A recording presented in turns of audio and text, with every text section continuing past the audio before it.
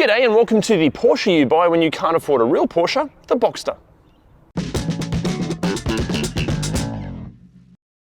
Now look, I know that may seem incredibly harsh, but to many, that's exactly what the Boxster is. Even for me, like I'm a blatant Porsche fan, but the Boxster's just never really done it for me. Like even when I mentioned to a bunch of my mates that this week we're filming a Porsche, they all asked which one, and when I said a Boxster, they all went, oh, okay. Now that is ridiculous because as we've seen time and time again, these things are critically acclaimed, and when brand new, look, it's no secret that they're exceptionally talented and brilliant machines. But what about when they're not new? Are the used ones still worthy of the critical acclaim, or are they as disappointing as many assume? Like what goes wrong with them? What do they like to live with on a daily basis? What do they cost to own and operate? But most importantly, should you ever buy one? Let's find out. While the Boxster represents the entry level for Porsche sports cars, what a recipe it is built on. Compact dimensions, 2 seats, a drop-top roof, a glorious flat 6 mounted in the middle providing incredible balance, and available with the choice of engines and transmissions sending power exclusively to the rear wheels. Plus, the Boxster has been available across 4 generations, but in this video, we're going to be focusing on the 3rd generation 981, which has been available from 2012 to 2016. Also, the Boxster is basically, it's like the soft top version of the Cayman, but we have a very special Cayman coming up in a future video, so right now we're just going to be focusing on the Boxster. Here in Australia, and excluding a special edition or 2, you can have your 981 Boxster in primarily 3 flavours. The base spec Boxster, our test car here, the Boxster S, and the option-laden GTS, while the special editions here consisted of purely the aesthetically enhanced Black Edition and the utterly sublime lightweight high-performance Spider. Now look, obviously there are loads of intricate specific details about the Boxster, but if we were to cover them all off in this video, we'd be here forever. So instead, all those details are on our incredibly handy and free ReDriven cheat sheets at ReDriven.com. There's also a link down there somewhere. Okay, now because I'm incredibly impatient, let's see what this thing's like to drive. Now, before we get into what this is like to drive, if you're a Boxster fan or you're genuinely in the market for one of these, chances are you've already watched the videos of Chris Harris and Jethro Bovington and Matt Watson hammering these things around racetracks or on some deserted mountain pass, discussing the dynamic intricacies of it or what it's like to drift out of a corner when you can just balance it on the throttle. Because those guys have already made those videos and they're far more talented behind the wheel than I am, we're going to do this very, very differently. We want to know what a used Boxster is like driving in the real world, here in Sydney suburbs, and dealing with Sydney traffic. Firstly, it just feels so special and so fun all of the time, at any speed. Honestly, like even at McDonald's drive-through speeds, this still somehow feels, it makes you feel like you're still part of the equation. Like there's so many other performance cars out there, they only start to feel engaging at like 8 or 9 or 10 tenths. But this thing, honestly, it involves the driver even when you're just reverse parking. Now, some motoring journos out there criticize the steering feel in these Boxsters. Piss off, mate. Stop being such a wanker. Like, unless you're a Formula 1 driver that's won a couple of races, or anytime you fill out one of those what's your occupation boxes, you have to write professional racing driver, it feels phenomenal. Like, trust me on this, if you think that you can feel any discrepancy in the steering, maybe it's the tyres, maybe it's the road surface, maybe it's just you thinking that you're far more talented than you actually are. I am convinced that Porsche must employ some kind of black magic, or they employ witches or wizards or something in their suspension department, because the ride quality in this, even after, you know, over 90,000 Ks in a few years, even in its firmest settings, is still exceptionally good.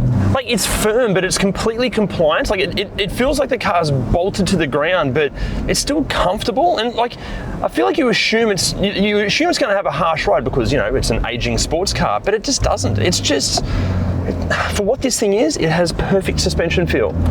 Now, in terms of like sounds and rattles and squeaks and things like that, in this car, really none. The leather does squeak a little bit if you're in a garage and you're getting in and out of it.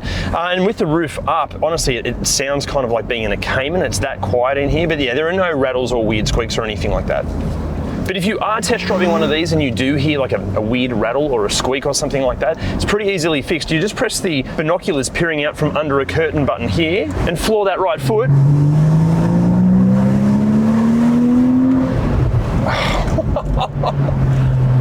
Suddenly the rattle's gone, no more squeaks, it's just replaced by what must be one of the most glorious engine notes in all of automotive. Now, speaking of the engine and the way it sounds, this is a Boxster S, so it has the larger 3.4 litre power plant and amazingly, a manual transmission. And my God, what a thing.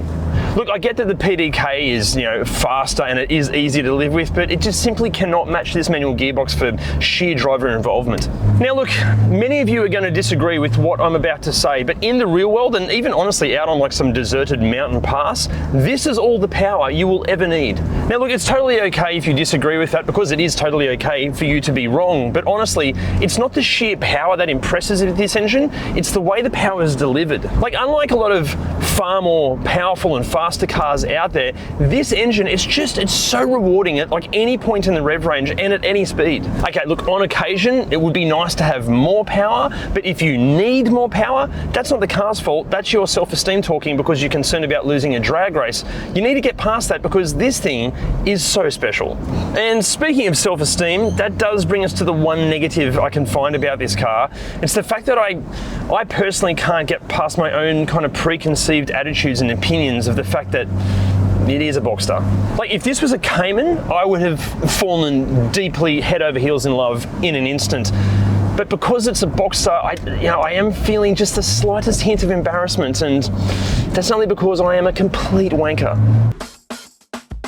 So how's the interior? Well, look, I'm not sure if you've spotted this yet, but if you look really, really closely, you'll notice that this car is fitted with the red leather interior option. Now look, I know on camera this might look like a dodgy 90s brothel in here, and look, I know it's subjective and it's, again, okay if you're completely wrong, but I think this looks awesome. It's not like a bright red, it's kind of like looks like a really nice Hunter Valley Shiraz in here, and it's delightful. Plus, the leather itself, like, it feels premium, and even after, over 90,000 kilometers, wear and tear wise, is really good. Like, the steering wheel's kind of losing a bit of color up here, getting a little bit, degraded. Also down here on the handles, there's a little bit rough, but not bad at all. The seats, everything still feels nice and soft and supple.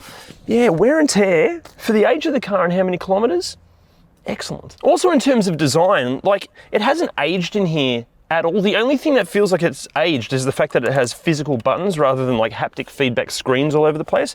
But I argue, and I've said this before in our videos, buttons are better than bloody haptic feedback screens. At least like when you're driving, when you push something, there's the button. Physically, you can feel it. You don't have to look down and go, oh, am I clicking the right thing? Love buttons. Also, like, the driving position, Porsche just always get this right. The driving position is spot on. It's still super adjustable depending on your shape and size, but for me, this is about perfect. Even the seats, like, these are the standard seats, but they're still really supportive and comfortable. I generally prefer like the sports bucket seats, but these are actually more supportive than they appear. Now, in terms of practicality, many of you will assume that because it's a very small two-door drop-top, sports car, the practicality is going to be abysmal, but you'd be wrong-ish. Here we go. So, decent sized glove box there, got a couple of cup holders hiding under this bit of trim. These are adjustable in size as well. And you've got a little storage net down here. The door pockets are really cool. You've got two door pockets, a slightly larger one here. You won't fit like a ReDriven water bottle in there, but you've also got like a little flip out one here. There's a spot perfectly sized here for your Rode Wireless Go 2 receiver, in case you're a presenter. There's a spot here for your phone, just there with a power outlet. These jeans have a pocket here, a pocket on the back, a pocket on this side, and another pocket on the back, and there's a small little tiny coin pocket there. And practicality in the first of the boots, considering there's an engine just here, this is pretty good, pretty spacious. And practicality in the second of the boots, or the front boot, so the foot, is actually really, really good. Actually, here's a fun fact for you. The combined cargo space of this and the back is actually larger than that in a Porsche Cayenne with the rear seats up. Now, in terms of tech and features, it's really important to know that not only will the amount of tech and features that you receive vary depending on the trim spec of the Boxster you're looking at, but they'll also vary depending on what options the original owner had fitted. Porsche are well known for offering everything short of like the kitchen sink painted in the body color of the car. Actually, in saying that, for the right money, they'd probably actually do that for you. But the good news is, with some hunting, you can find a Boxster with a long list of optional features fitted for only a few $1,000s more than an absolutely bare bones example. However, the absolute minimum amount of equipment that you can expect will include 18-inch alloy wheels, front fog lights and rear parking sensors for the exterior, while inside you can have an excellent sounding 7-speaker stereo operated via a touchscreen with Bluetooth connectivity and satellite navigation. Plus you'll receive all of the usual suspects like climate control, cruise control and heated leather seats, while the Boxster S, and again excluding options, brings with it 19-inch alloy wheels and xenon headlights. Plus there was an update for the Boxster and the Boxster S in 2015, and that included power adjustable seats, steering wheel mounted controls and front parking sensors. Spec up to the GTS and you'll receive 20-inch Carrera S alloy wheels, some GTS specific exterior trim, plus mechanical additions like Porsche's active suspension management system and a whole host of other features. Then there is the Black Edition, which basically added a whole bunch of black stuff to the standard Boxster, and finally the Spider, and this thing is special. Featuring a 3.8-litre flat six from the 911 Carrera S, the Spider is so thoroughly drenched in bespoke and re-engineered go-fast bits, it actually pushes the notion that it's even a Boxster at all. Also, this generation of Boxster, it never received Apple CarPlay or Android Auto as standard. However, fitting that sort of stuff with aftermarket equipment is pretty easy. Now, in terms of safety, look, even though we're talking about a small mid-engined rear-wheel drive topless sports car, that may indicate to many of you that this thing is an absolute death trap. However, it isn't. Honestly, it's genuinely pretty safe, but to take you through what safety technology and features this has, we're going to do another voiceover, but this time I'm going to have my friend Peter do the voiceover, and just like totally coincidentally, Peter happens to be a hairdresser. The Boxster will come with 6 airbags, ABS, brake assist, electronic brake force distribution, electronic stability control, and traction control. Again, for the full breakdown of all the features, the tech and the safety gear, just jump on ReDriven.com and check out that cheat sheet. But you know what? What actually goes wrong with these? Actually, before we get into what goes wrong with these, I've got to give a massive shout out to all the Boxster owners groups that helped us with the research for this video, and especially to Autohouse Hamilton, who lent us this car and also assisted with the research. If you've got any Porsche needs and you're in Sydney or Australia in general, Autohouse Hamilton guys, they're the ones. Okay, so what goes wrong with these things? Let's kick off with the exterior, and you know what? It's pretty good news. Not a whole lot goes wrong. There are the odd sporadic reports of some of the roof switches and sensors kind of failing or glitching out, and that can stop the roof working properly, but yeah, very rare, and it's pretty easy fix. Also, in some 2013 models, there were reports that some corrosion could be found in the wheel housings, although that was generally fixed under warranty. Also, guys, this is a performance car, and like any performance car, there are a whole bunch of specific things you need to watch out for before you buy one. Hence why we've made the ultimate used car buyer's guide. The link for that video is up here and down in the description as well. Please watch that before you buy really any used car, because it could save you thousands. Now, problems inside, there are some reports of failed condenser units, and that can lead to the actual gas leaking out faster than usual. Also, some early 981s had some problems with the infotainment systems, either glitching out or actually failing completely. However, that was generally fixed via warranty, via just like a software update. Now, look, before we get into mechanically what can go wrong with the Boxster, look, the only way that we can keep making these videos for you guys is with your support, and the best way to support us is simply by hitting the like, subscribe, and bell buttons and sharing our content as much as you can. Honestly, doing all that, it helps us out so much. Okay, so mechanically, what goes wrong with them? I'd love to tell you, but I can't because I'm not a qualified mechanic. But you know who is? It's Jim. The overall reliability of the engines is considered good, with no one serious common cause of catastrophic failure. Thankfully, they do not have the same complications with the IMS, that's the intermediate shaft bearing, that caused so many engine failures in the previous generations. They just don't have that.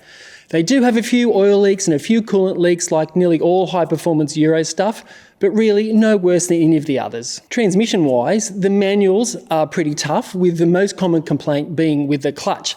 Now, that can also be attributed to driver technique. The PDK transmissions, obviously, they're not as reliable as the manual.